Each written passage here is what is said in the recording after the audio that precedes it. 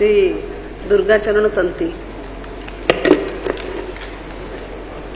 माननीय बाचस्पति महोदय, जैविक कृषि 2018 आसला तापरठू जैविक कृषि जो वृद्धि घटी मुख्यतः सुंदरगढ़ जिले में जो चाषी मैंने अच्छा केते दूर उपकृत होती से विषय जानवा।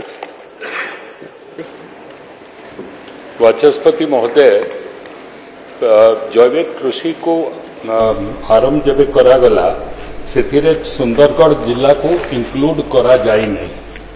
प्रथम 10टी राज्य रे जैविक कृषि को आरंभ करा जाइथिला एवं सुंदरगढ़ जिला रे एबे पर्यंत जैविक कृषि आरंभ करा जाई नहीं। आ परवर्ती समय रे ई वर्ष आमे ताकू प्रत्येक राज्य रे प्रत्येक जिल्ला रे करिवा पई पदक्षेप नउछु।